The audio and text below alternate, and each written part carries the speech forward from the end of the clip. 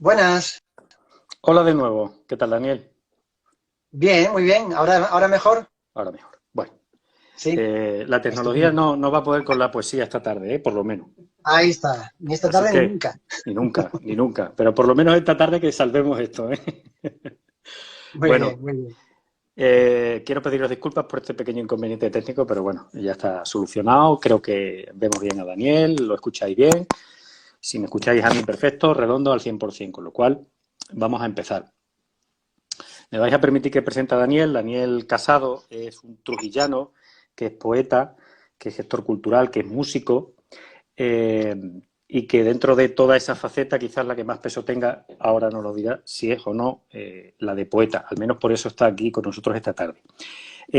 Ha coordinado como miembro de la Asociación de Escritores de Extremadura algunos clubes de lectura dentro de la entidad de AUPEX. Hoy estamos dentro de una actividad cultural que podemos decir que está dentro de la UPE No Para, la Universidad Popular No Para. Nos hemos propuesto desde UPE que, a pesar de este confinamiento y de estas duras condiciones en las que estamos viviendo ahora, creemos que pues la cultura no puede parar el empleo, no puede parar el gobierno, no pueden parar muchas cosas y sobre todo la cultura tampoco, sobre todo por los medios que tenemos ahora, aunque en algunos casos falle como ha sido ahora.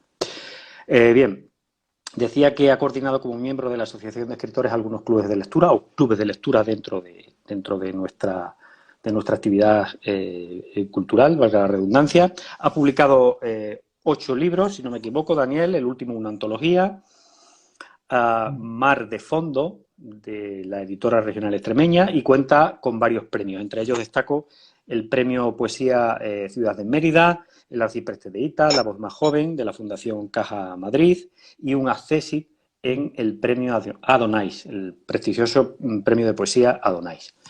Daniel está aquí con nosotros hoy para compartir pues, una tarde de poesía, 30-40 minutos para leernos algunos de sus poemas. Y la mecánica es muy sencilla. Él nos va a leer un poema y tenéis la posibilidad de, a la finalización de la lectura de ese poema, hacer un comentario, hacer una pregunta, aquello que vosotros consideréis. Yo estoy aquí sencilla y exclusivamente para echarle una mano a él y leer esos comentarios y trasladárselos.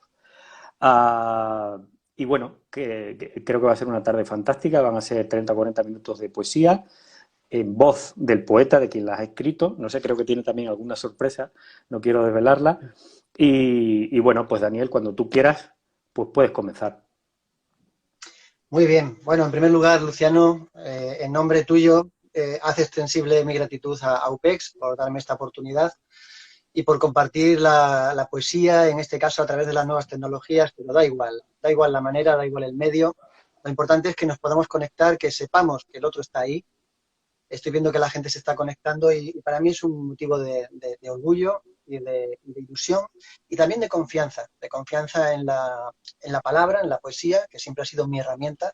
Me preguntabas hace un momento que cuál es de mis tres condiciones, ¿no? Me dedico a la gestión cultural, soy músico y escribo poesía. ¿Cuál es la, digamos, la que viene de serie, ¿no?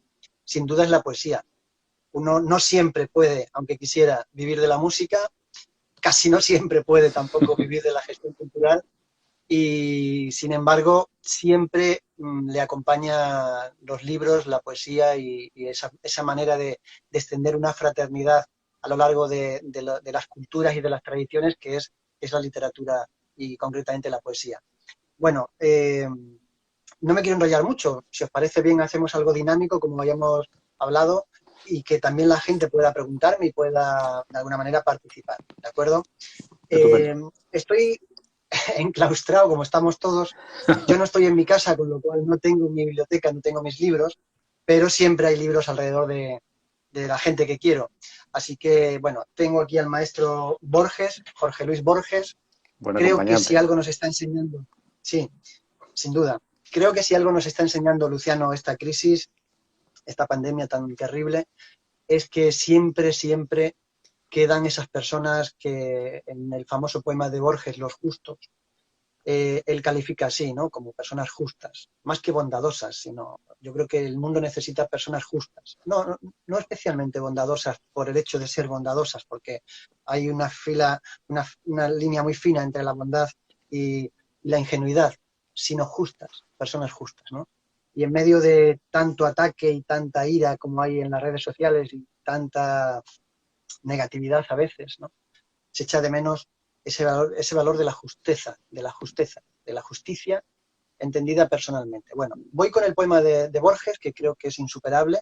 Lo pongo muy alto para que luego ya os puedas decepcionar tranquilamente. Este fue el último libro que publicó Borges. Se titulaba La cifra. Y el poema es Los justos. Un hombre que cultiva su jardín, como quería Voltaire. El que agradece que en la tierra haya música.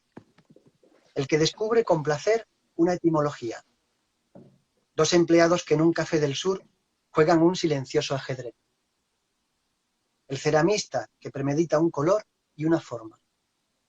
El tipógrafo que compone bien esta página, que tal vez no le agrada. Una mujer y un hombre que leen los tercetos finales de cierto canto. El que acaricia a un animal dormido.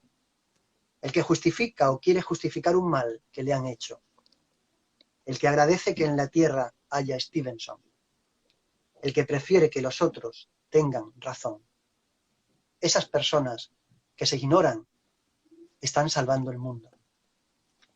Este fue un poema que siempre me conmovió, siempre me sigue enseñando muchas cosas. Tanto es así que con el tiempo he tratado de hacer mi propia, o de adaptar mi perspectiva de la vida bajo esa necesidad de una mirada justa, ¿no? Hay una dicotomía que les planteo muchas veces a los chavales en el club de lectura juvenil y a los adultos también, pero bueno, que es elegir entre tener razón o ser feliz. Y yo sin duda, con los años me doy cuenta de que es más recomendable ser feliz que tener razón. Bueno, os voy a leer un poema que se titula El amor. Precisamente es parte de esa lectura del poema de Borges. A ver si lo encuentro porque sí. Y es una manera para que veáis cómo nos retroalimentamos los poetas, ¿no? Cómo a la vez que van pasando, cada uno tiene su tradición, cada uno tiene su experiencia, y un poema puede ser dicho de muchas maneras, infinitamente. Bueno, esto se titula El amor. Hace unos años me propuse, en Secretos que contar, en el 2015 se publicó este libro, me propuse cantarle al amor, pero no al amor romántico, al amor de las películas de Hollywood con final feliz, no, a ese amor que ahora precisamente lo estamos viendo muy bien, muy claro con esta pandemia, que se da de manera anónima y en todas partes, ¿no? Bueno, esto se titula El amor y, como veréis, tiene ciertos ecos, ciertas resonancias de ese poema de Los justos de Borges. Dice así: el amor adopta a veces formas extrañas, nada sentimentales. El joven albañil ecuatoriano que cada mes envía a su familia más de la mitad de su sueldo. La anciana maestra que emprende entusiasmada un club de lectura para niños con cáncer. El jubilado que ahora pasa las tardes en un comedor social. En su casa lo critican porque ya no va a misa. La pediatra que observa en las ropas del niño orines recientes y lo ignora cómplice y lo abraza. La joven madre que decide dar a luz a un precioso niño con síndrome de Down. El alfarero que deshace el cuenco ya acabado y sin prisas lo moldea nuevamente y lo mejora. El que eleva su rezo, el que canta, el que siembra, el que observa, el que calla, el que perdona. No los distingue el amor, no los señala como héroes, pero esas gentes, esas mismas gentes, en cualquier otra parte, en otro tiempo, seguirán amándonos intencionadamente, sin cuándo ni por qué. Bueno. Yo no me resisto a hacerte una pregunta ahora. No sé si, adelante, digo por animar, ¿no? Por romper un poco el hielo, porque muchas veces muy bien. Vemos esto de la poesía, esto muy respetuoso, ¿eh? Vemos la poesía como un género literario distante, muy metafórico, muy incluso empalagoso, pero nos estamos dando cuenta con estos dos primeros poemas que la poesía está muy ligada a la realidad. Es más, me gustaría que nos dijeras si realmente la poesía es un arma contra las causas perdidas, porque ahora mismo acabas de mencionar la justicia, la honestidad, la felicidad, a través de, bueno, pues de algo tan sencillo como la vida real, ¿no? Que yo creo que se ve reflejada en esos dos poemas. Entonces, precisamente ahora, en este tiempo tan duro que estamos viviendo, si la poesía es eso, es un arma contra las causas perdidas, para reivindicar la utopía, la cercanía, justamente cuando estamos más lejos unos de otros. ¿Tú crees que es momento de poesía ahora? Bueno, ahora y siempre. Es momento de poesía siempre. Sobre todo porque la condición humana requiere de la palabra y de la expresión y del sentimiento para entenderse, para comprenderse. Sin embargo, aunque conozco la intención con la que lo dices, a mí las armas no me gustan nada ni me interesan nada. Ya sé que Gabriel Celaya dijo que la poesía es un arma cargada de Carrera de futuro, futuro. pero en el contexto en el que se produce la poesía social de Gabriel Celaya está plenamente justificada. Estamos en el siglo XXI, creo que las armas, lo estamos viendo, están de más, están de más. Hacen falta herramientas, hacen falta eh, utensilios mucho más sencillos. Que a veces, fíjate lo que te digo, yo ahora ya casi reivindico tanto la escucha. De hecho, uno de mis próximos libros va a centrarse exclusivamente en la escucha, que en la palabra. La palabra es muy necesaria, ¿no? Todo surge de la palabra, de hecho. Es decir, el mundo que concebimos existe porque lo nombramos, porque sabemos nombrarlo, porque hemos aprendido a nombrarlo. Existe y por tanto también se delimita solamente en aquello que sabemos nombrar. O sea, toda mi vida ha girado en torno a la palabra, pero no como arma, no como arma. Ese territorio de la confrontación cada vez me interesa menos. Y sí me interesa más el de la escucha y el de tratar de ponerme en el lugar del otro. De todos modos, Luciano, las circunstancias que se nos vienen ya nos van a forzar, nos van a obligar a escuchar cada vez más a los demás y a tratar de comprender eh, cómo, cómo funciona el otro, cómo funciona aquel o aquella que no comprendemos o que no somos capaces de alcanzar. Creo que los tiempos siempre nos van a ir por delante, ¿no? Genial. Bueno, ¿qué os parece si leo otro poema, Luciano? Fantástico. Bien, Estamos esperando. muy bien. Has A abierto la los caja. amigos y amigas A los amigos y amigas que se están conectando, decirles que pueden preguntar en cualquier momento lo que ellos quieran, ¿vale? Bueno, vamos con un poema que se titula Voces. Es una experiencia sensitiva. Es algo tan sencillo como tumbarse en la hierba, escuchar, cerrar los ojos y escuchar todas las capas de sonidos, de atmósferas, de voces que suenan lejos, cada vez más lejos y cada vez más cerca. Voces. Nos hemos tumbado en la hierba porque casi olvidamos lo poco que se precisa para ser dichosos. Una tarde luminosa y fresca a tu lado, rumor de primavera y árboles junto a un río, olor a tierra mojada y pájaros en libertad. Tu mano, que ha tomado la mía, y mi silencio enredado en ti. Cierra los ojos y escucha los sonidos de todo lo que habita en torno nuestro. El aire zumba mansamente, ladra un perro a lo lejos, ríen y saltan unos niños. Siente cómo se desata la memoria de otras voces y el rumor de un verano habita de repente en ellas. ¿De dónde vienen? Con la voz de tu madre y tus hermanas envueltas en la emoción de reencontraros de nuevo en tu infancia. No, no puedes entender qué dicen. No dicen nada.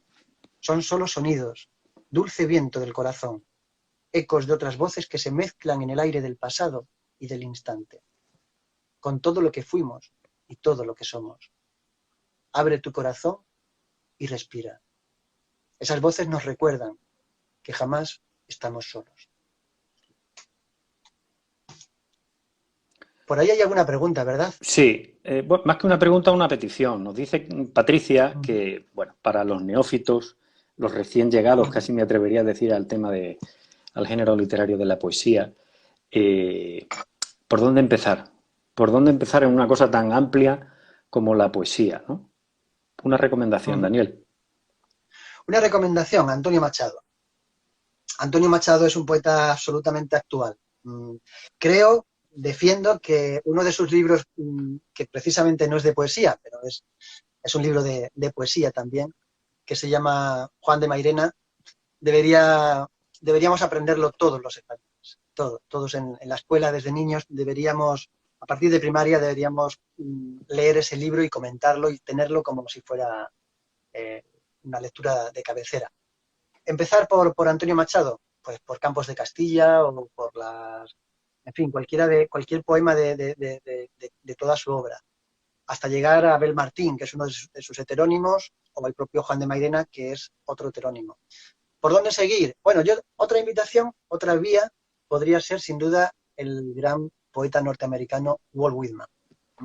Es el padre del verso libre, es el padre de la democracia entendida como la conexión con la libertad responsable, pero es también el padre cosmogónico de la poesía moderna, junto con Baudelaire por otra parte, pero es el padre, como decía, del verso libre. Es el que nos ha permitido escribir casi de cualquier manera. Que ojo, luego el verso libre tiene sus reglas y es bastante complicado, pero es esa explosión de, por una parte, positivismo y por otra parte, de conexión con la naturaleza y con todas las fuerzas cósmicas. Walt Whitman, acordaos de aquella película, Luciano, tú sí la conocerás, algunos lectores no lo sé, del Club de los Poetas Muertos. Sí. Allí estaba Robin Williams, ¿cómo es? Robin Williams, sí, ¿verdad? Sí, Robin Williams. Sí, sí. Robin Williams. Ejerciendo diciendo aquello, eso es, aquello de, oh capitán, mi capitán. Exacto, profesor Keating. Pues eso, ese era Walt Whitman, un poeta inmortal. Hojas de hierba. Pues bueno, Machado y Whitman. Es un comienzo potente, ¿eh? Un pie en cada continente para iniciarse en la poesía, no es mal comienzo. A mí me cambió la vida. ¿Tú crees que la poesía es tan poderosa como para cambiar vidas? La poesía es tan poderosa. Yo estoy convencido que la poesía cambia las vidas continuamente de quienes la transitan, de quienes creen en ella, de quienes se rodean de poesía. También te tengo que decir, Luciano, que para mí la poesía no es solamente un género literario, no es solamente el arte de escribir versos, ¿no? La poesía es una manera de ser, de estar, de sentir y de comunicar. Desde ahí hombre, si luego ya escribes libros, escribes poemas y además publicas libros, evidentemente hay un paso añadido que es el de hacerte responsable de lo que escribes y de lo que publicas, ¿no? Pero eso, yo conozco gente que no ha publicado nunca un libro y son unos poetas, total. Están conectados con la energía, con la naturaleza, con el ser humano, con lo más hondo del ser humano. Y no han escrito nunca un libro. Para mí tienen tanto valor como cualquier otro. No quiero robarte tiempo. Seguro que tienes algún poema más preparado. Venga, pues vamos a ver. Bueno, pues ya que hablábamos de poetas, permíteme un símil con el arte de la entomología, del estudio de los insectos. Tengo un poema en La segunda mirada, que es este libro, que se publicó en 2017, que se titula así, Entomología. Ni a menudo ni muy tarde, acabo abriendo yo también mi delicado álbum de insectos. Debidamente clasificados, ojeo los peculiares rasgos, las definidas variantes de estos seres invisibles y a la vez extraordinarios. Estudio la diversa ubicación, su comportamiento inaudito, las propiedades del clima y su envidiable adaptación al medio.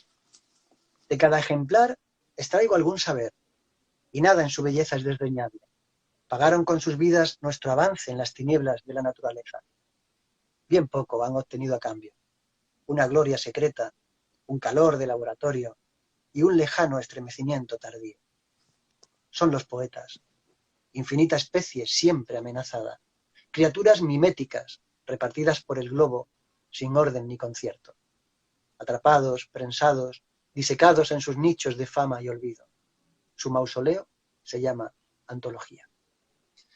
Bueno, lo he cogido al vuelo, Luciano, porque como estábamos hablando de esto, quiero compartir con vosotros un poema. Sí, dime. No, perdona, me gusta el símil porque los insectos son las especies más abundantes de la Tierra, con lo cual eso significa que los poetas escriban o no escriban libros, como bien decías antes, probablemente sea una de las especies más abundantes y no lo sabemos porque no lo miramos alrededor, ¿no? Con la mirada adecuada, Claro, supongo.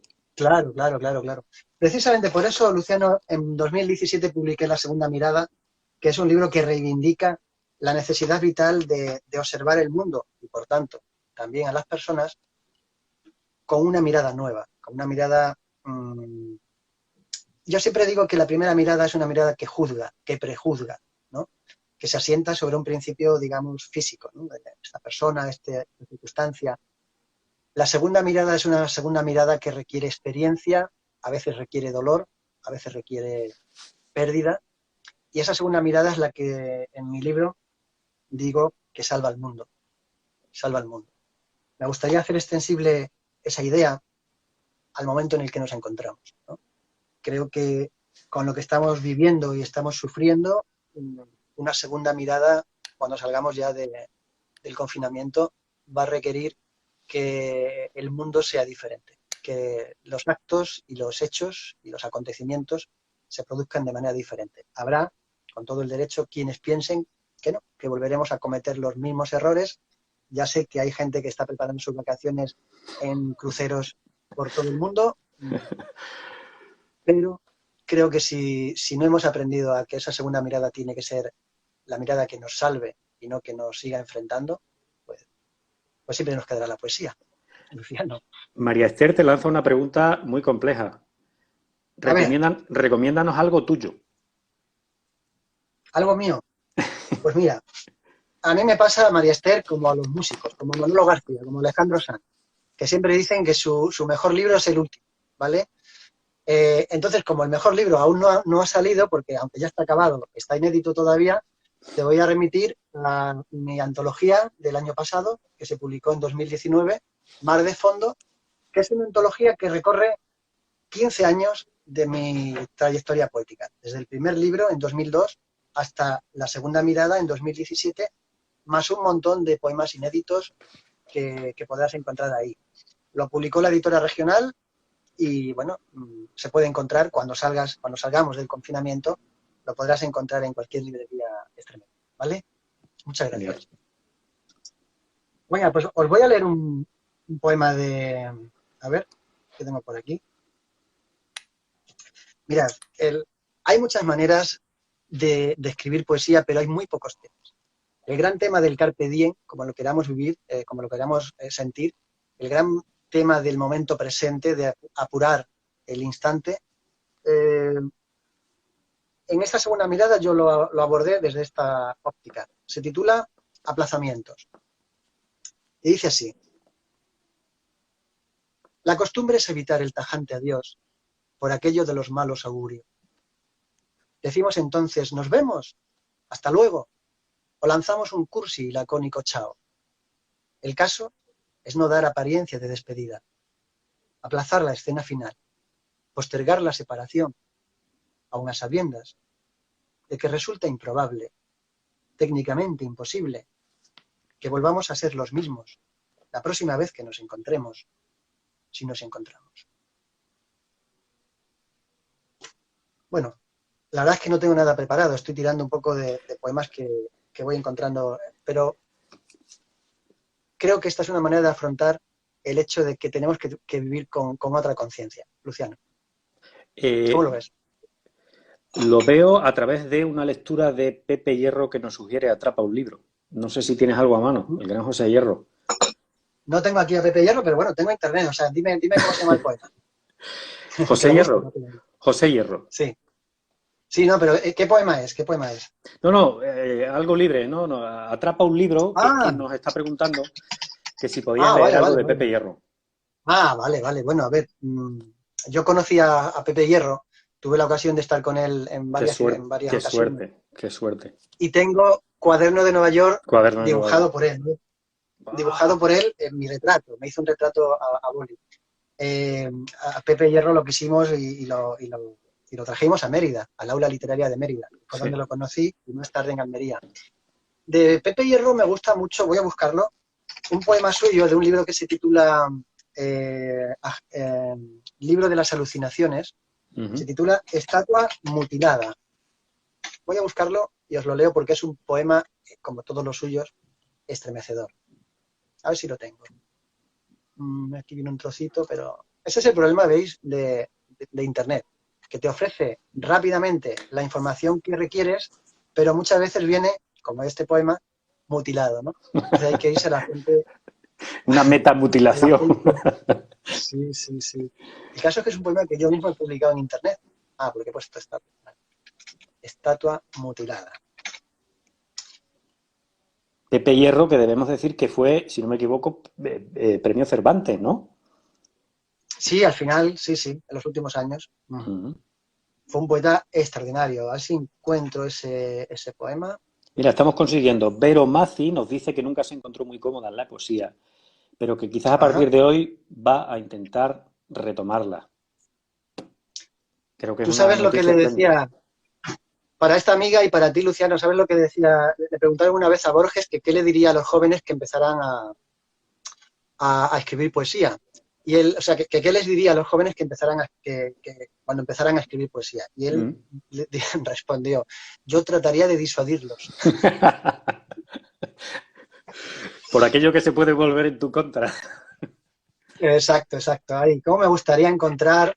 Bueno, no encuentro estatua mutilada, pero hay un poema de Pepe Hierro que está aquí, Vida, aquí está, después de todo. Venga, os leo un soneto maravilloso. Es el último soneto, es el último poema de toda la carrera literaria de Pepe Hierro, tan redondo que a veces es difícil de leer. Voy a intentarlo, ¿vale? Para este lector o lectora que nos ha pedido Pepe Hierro. Se titula Vida y es toda una lección. Dice así: después de todo, todo ha sido nada, a pesar de que un día lo fue todo. Después de nada, o después de todo, supe que todo no era más que nada. Grito todo y el eco dice nada. Grito nada y el eco dice todo. Ahora sé que la nada lo era todo y todo era ceniza de la nada. No queda nada de lo que fue nada. Era ilusión lo que creía todo y que en definitiva era la nada. ¿Qué más da que la nada fuera nada? Si más nada será después de todo, después de tanto todo para nada. Es estremecedor. Sí, Yo lo tengo en una es un edición poema. de Hyperion, lo tengo Sí, subrayado y es impresionante, porque además cómo es capaz de construir un mundo, un universo, solo sí. apoyándose en una simple palabra. Es En el increíble. binomio todo nada. Sí, sí, sí, total, total, total. Nos pregunta Ana Bueno, que pues cómo gestas tú un poema. ¿Cómo es ese proceso? Si una rutina no creo que llegue a ser, pero ¿cómo es ese proceso? Si es espontáneo, si sedimentas una vivencia, si ves algo, no sé, ¿cómo eres capaz de construirlo? la verdad es que no tengo un método. Cuando me siento en la necesidad de escribir y tomo papel y bolígrafo, no siempre acude el poema, y cuando estoy en otros menesteres y menos se lo espera, se presenta. Así que no te puedo decir. Evidentemente, hay poemas que se construyen en varios tiempos. Tienes una idea, o tienes un primer verso, o tienes un ritmo. Yo ahora ya voy a, a romper la tradición de pensar que la poesía es algo anticuado. Lo grabo en un mensaje de voz en el móvil o lo grabo en un mensaje de texto en el blog del propio móvil. El caso es retener esa primera vibración, ese primer ritmo que viene a veces conduciendo o incluso en una conversación, ¿no? Una idea que alguien dice, algo que te gusta, una visión, tal. Y luego el poema puede hacerse perfectamente una semana después o 3 meses después, porque hay poemas que crecen. Decía Luis Cernuda, hablaba de los silencios, de los fértiles, que es el silencio del poeta, ¿no? Hay poemas que no basta con escribirlos, tienes que sobrevivirlos, tienes que pasar por encima de ellos, que dejarlos atrás. Yo siempre publico poemas que ya he sobrevivido. Decía también José Ángel Valente, dice, vivir es fácil, arduo sobrevivir a lo vivido. Entonces, el poema es algo tan orgánico, es algo que está dentro de uno que no tiene ni horario, ni tiene seguridad social, ni tiene alta de autónomo. Se presenta cuando quiere, te saca de cualquier otra historia que estés haciendo y si te comprometes, siempre va a estar ahí. Tiene No cuando tú quieres. casi vida propia. Tiene vida propia. De hecho, ahora he vuelto a leer a Paul Celan, que hacía muchos años que no lo leía, porque he leído unas cosas en Facebook, y me encuentro de nuevo rehabitando un espacio y un autor y una época que yo ya, pues, bueno. Entonces, el poema es algo vivo, totalmente. Sí, sí. Esas palabras me recuerdan mucho a... En alguna ocasión le he escuchado a Joan Margarit decir que empieza a escribir el poema y lo deja en un cajón, vuelve sobre otras cuestiones profesionales o personales y siempre recurre a él hasta que definitivamente le da forma. Me ha recordado a eso. Y sí que quería hacerte una pregunta, porque en alguna ocasión te he escuchado decir que prefieres leer bien a leer mucho. Entonces la poesía hay que leerla bien, no hay que leer mucha. Es decir, el proceso de lectura es totalmente diferente, ¿no? No es lo mismo leer un texto en prosa, un ensayo, que leer una poesía. Hay que degustarla, hay que desmenuzarla, ¿no? Primero, ¿cómo lees tu poesía y cómo escribes tu poesía para que sea leída? Sí, bueno, lo que decía exactamente era que prefiero que me lean bien a que me lean mucho, ¿no? Pero también, efectivamente, Luciano, me lo aplico como lector. Hay un peligro que siempre me ha acechado y que a veces he caído en él, ¿no? Que es la profesionalización de la poesía. Me da mucho miedo eso, porque a veces cuando tienes que leer por obligación, tienes que leer para jurados, o tienes que leer para clubes de lectura, o tienes que leer para revistas, te conviertes en un lector profesional, en alguien que detecta ciertos mecanismos, que sabe qué poetas están conectados entre sí, qué estéticas, qué épocas, qué incluso qué ideas y qué contenidos están conectados entre sí. Y a veces echo de menos esa virginidad, esa inocencia del lector primero, de aquel lector primero que descubría a Lorca, que descubría a Ángel González, que descubría a Whitman o a Pessoa, ¿no? Eso nunca volverá.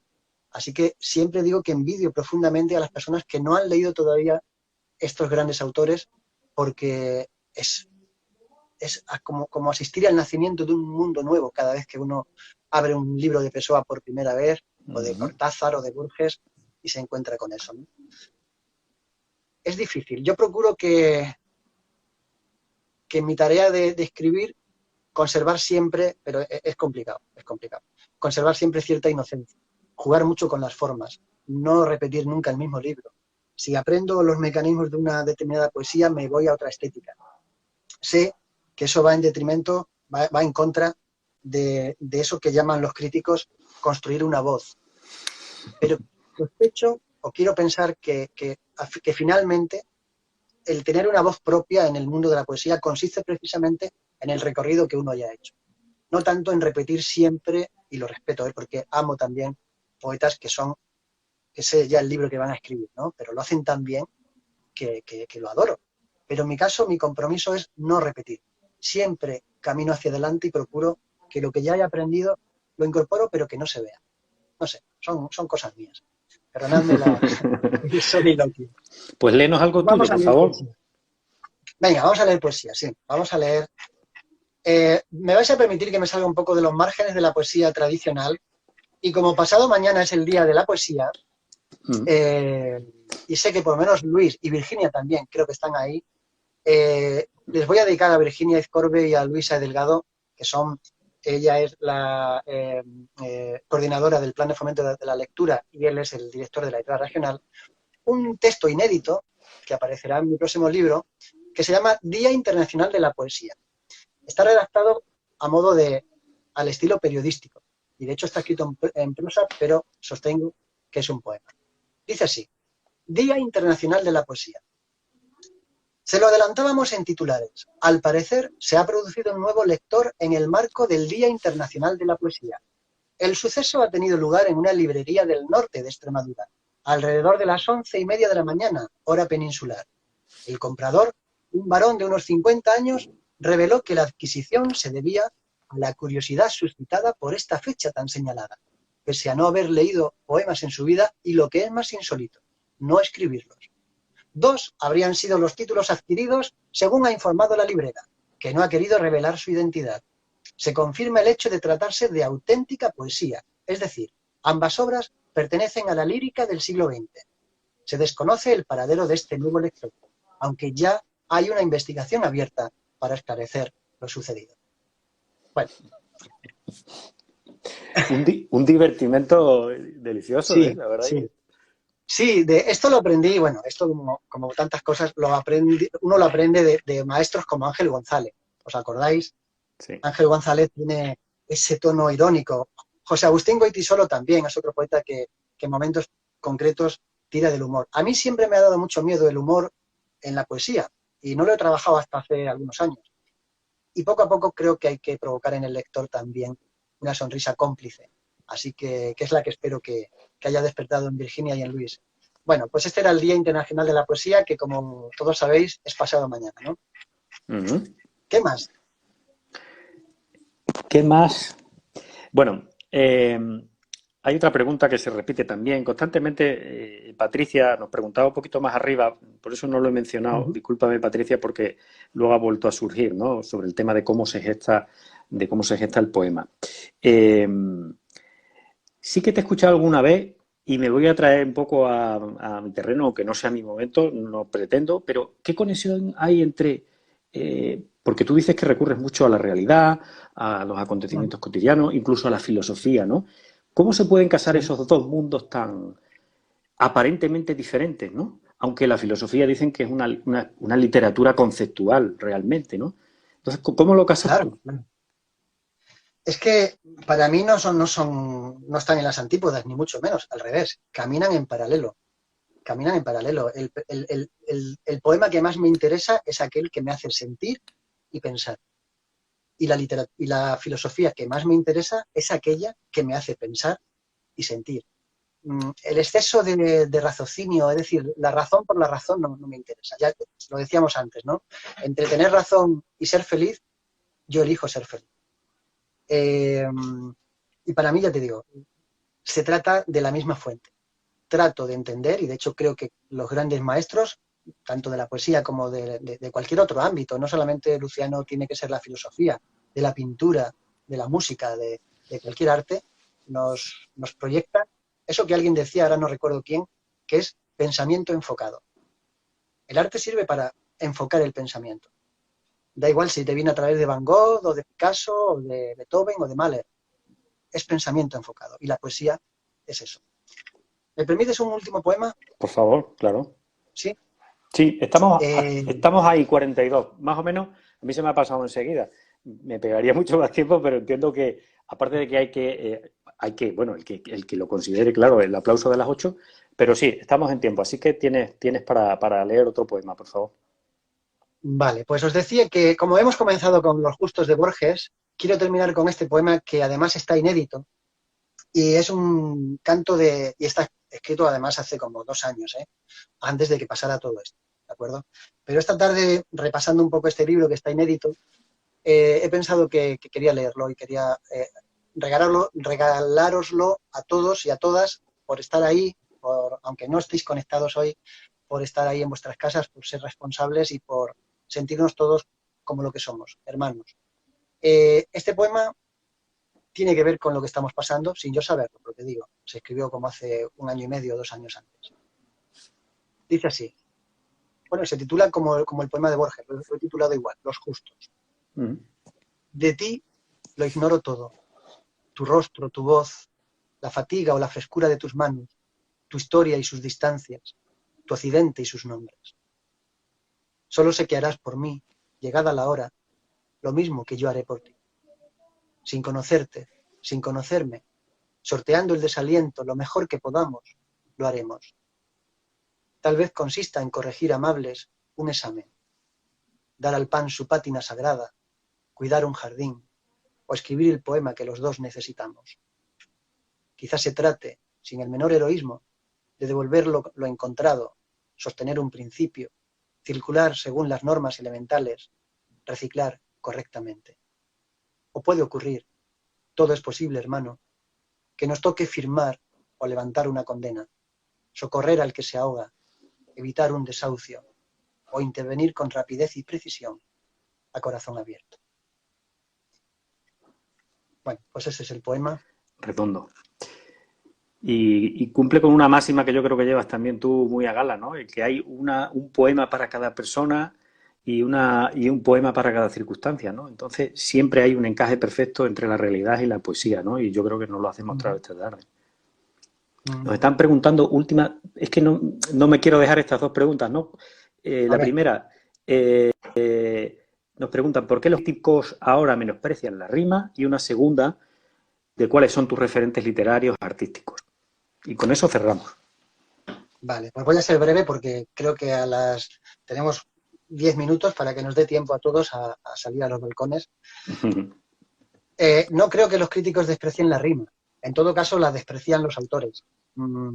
Y es cierto, es cierto que estamos en un siglo ya, aunque esto ya se viene haciendo a partir del siglo XX, en el que la poesía, como decíamos antes, se manifiesta de muchas maneras. Siempre quedarán las formas clásicas, que es un placer, creo que conocerlas y transitarlas, pero no pueden ser una obligación. Yo escribo sonetos, escribo décimas, escribo romances, escribo haikus, pero no como obligación, sino como puro deleite. Pero sí entiendo que más allá de la comunidad poética, que en realidad somos quienes compramos libros de poesía, por otra parte,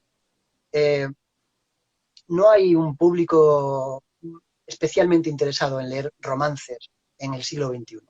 Y menos creo que de aquí en adelante, ¿no? Tendrían que ser romances muy, muy buenos. Yo no soy capaz de escribirlos. En cualquier caso, me interesan las formas clásicas, pero entiendo que a veces el poema se tiene que adaptar, el discurso se tiene que adaptar al medio y al lector, y a la época, evidentemente. Entonces, que me gusta el siglo de oro, por supuesto. Que disfruto con Cray y con Sabina, que son dos maestros de la rima, por supuesto. Pero también tengo que escuchar mi tiempo, mi época, y el ritmo de mi época rara vez me invita a la forma clásica. Lo hago por puro deleite y por puro placer. ¿Y cuál era el otro, Luciano? Sí, ¿cuáles son tus referentes literarios, artísticos, algo con lo que has sido capaz tú de construir tu mundo literario? Venga, pues lo respondo con un poema y nos vamos, ¿vale? Muy breve, Venga, muy breve. vamos En a ello. cuanto lo encuentre... Tienes tiempo, tienes tiempo. Vale, porque eso ya me ha sacado un poco de... Pero sí, creo que con ese poema lo puedo responder. De todas formas, nos has dejado ya entrever cuáles son tus referentes, pero bueno, es momento para que definitivamente nos lo confirme. Aquí está. Bueno, pues dedicado a esta persona que lo preguntaba, se titula Estelas, este poema, Estelas. Una sonata de Mozart, una página de Montaigne, un blues de Lady Day, una mirada de Velázquez, un pensamiento de Pessoa, una escultura de Rodin, una comedia de Chaplin, una biografía de Rey, un cuarteto de Beethoven, un retrato de Rembrandt, un cuento de Borges, una lágrima de Amalia, una instantánea de Chagüe, un grabado de Goya, un triple de Jordan, un proverbio de Blake, un boceto de Leonardo, una tragedia de Shakespeare, un regate de Maradona, un haiku de Basho, una partita de Bach, una pincelada de Monet, un thriller de Hitchcock, un gol de Pelé. Sabemos que la perfección no existe, que no está a nuestro alcance, pero debemos caminar en su estela. Bueno, pues Esos son mis maestros. Con eso no solamente eres poeta, sino que terminas de construirte como persona. Es un elenco extraordinario.